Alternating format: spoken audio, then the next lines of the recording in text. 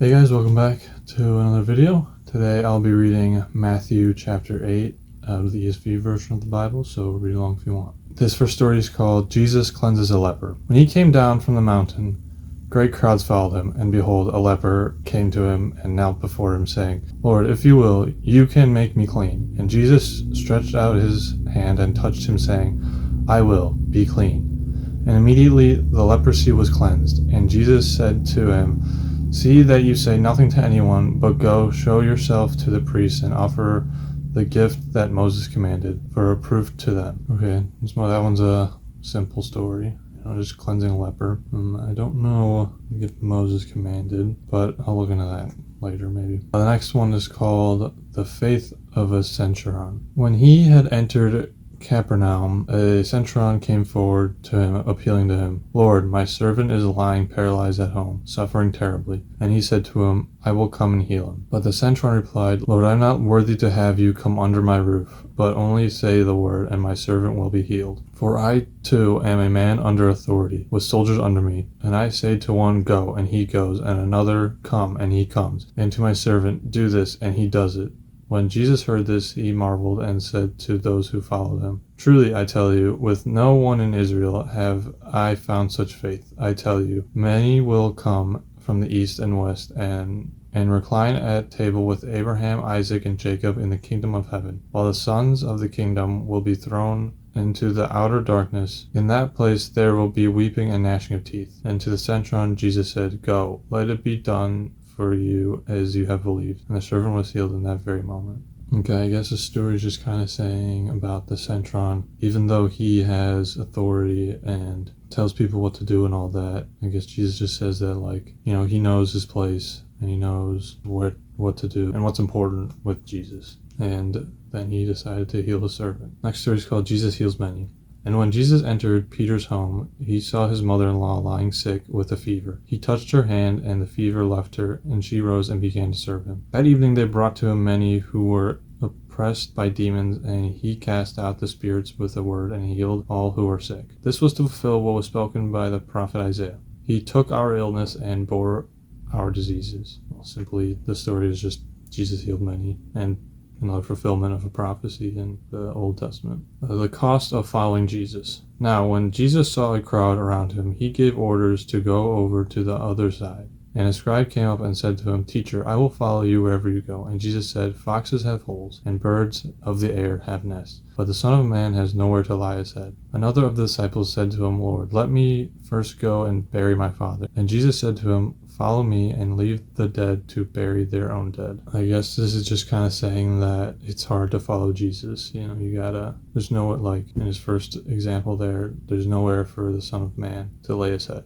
There's no home for them, really. And then in the second part, when he's saying, leave the dead to bury their own dead, I guess it's just kind of saying the dead is, people that don't follow him, I think. I'll look into that too. The next story is called Jesus Calms a Storm. And when he got into the boat, his disciples followed him. And behold, there arose a great storm on the sea, so that the boat was being swarmed by the waves, but he was asleep. And they went and woke him, saying, Save us, Lord, we are perishing. And he said to them, Why are you afraid, O you of little faith? Then he rose and rebuked the winds and the sea, and there was a great calm. And the men marveled, saying, What sort of man is this, that even winds and sea obey him? Okay, that's just another story of the power of Jesus, basically. Not too much. Next story is called Jesus Heals Two Men with Demons. And when he came to the other side, to the country of the Gadarenes, two demon-possessed men met him coming out of the tombs, two so fierce that no one could pass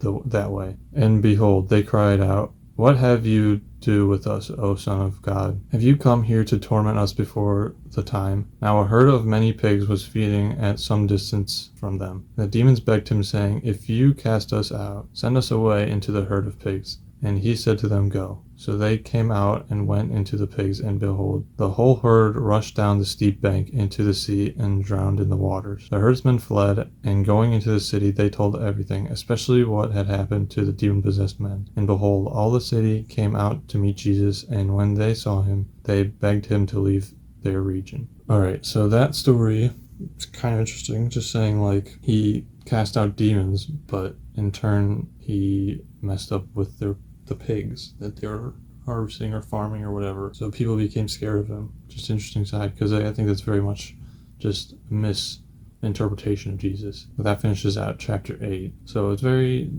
interesting chapter. I like it. It's after 5, 6, and 7 of him just preaching, but now it's him actually going out and showing his power. Like he cleanses a leper. He heals many. He calms a storm. He casts out demons, and then, obviously it continues into the next chapters too, but for now, with that, I think it just shows his power. I think they're all pretty straightforward, except I want to see in verse 4 with the gift of Moses, and I want to see in verse 22 where the dead buried their own dead.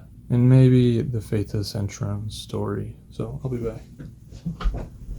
Okay, so going into a little deeper, let's start with verse 4. What the gift Moses commanded, basically all that's saying is, there's specific gifts from the time, but it's kind of just saying leprosy is the representation of sin, especially for the time. So if this guy goes to show the priest his cleansing, then it shows that another prophecy was fulfilled in the Old Testament. The next story with the faith of the centurion, he's just saying he understands the faith because he also commands people. So just like the Lord commands everything, even including sickness, he understands his faith in that way. So he understands just faith in general that way, because he understands he is command over these people and these servants and all that. And if the Lord has commandment over everything, now he understands that. So, and he's just explaining that to Jesus basically. And then in the last, well, not the last story, but the last story I had a question about here was the dead bury their own dead. That's just kind of saying the spiritually dead bury the physically dead.